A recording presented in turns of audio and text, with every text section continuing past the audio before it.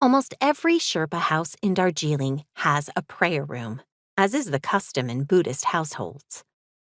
Even small one-room homes devote an entire wall to the altar. In Nawang Gambu's house, the large prayer room had a table covered with butter lamps at the entrance and woolen rugs covering the floor.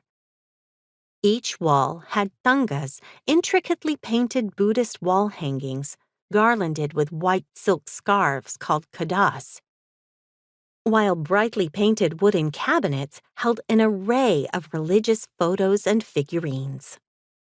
Above the altar, which took up the back wall of the room, hung canopies of ruffled yellow silk.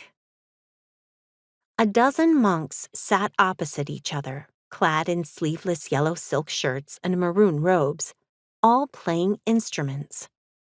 Cymbals, two great telescoping tsangdo trumpets, short trumpets, drums, and handbells boomed, shrilled, and clashed, rhythmically accompanying the rise and fall of the Buddhist prayers. Each monk had a teacup in front of him, which was constantly replenished by the young ladies of the house. Also on offer were Coke, Sprite, and water.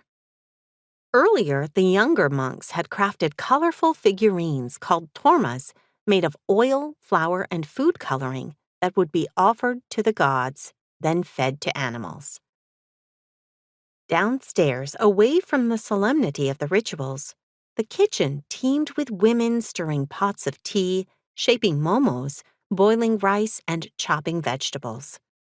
This ceremony continued non-stop for a week, during which time the monks and visitors had to be continually refreshed and fed. The mood was, happy, sad, nostalgic? It felt a little bit like all of these. Above all, it was a celebration of Nawang Gambu's life. Part of the ritual, Datu told us, involved religious appeasement. But mostly, it was a reason for the community to gather and keep alive age-old traditions and bonds. And we were here as invited voyeurs. We met Gambu's wife, Sitla.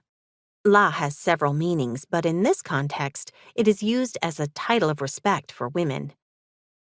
She was busy with the cooking and serving for the celebration, but she stopped to smile warmly and implored us to eat. We met her brother, Pursumba, surely the tallest and lankiest Sherpa in Darjeeling. He had lived in America most of his life, teaching climbing at Rainier Mountaineering Incorporated in Washington State. In 1967, he had gone on a National Geographic trans-Arctic expedition to the North Pole. "I thought I was there to climb a mountain," he chuckled.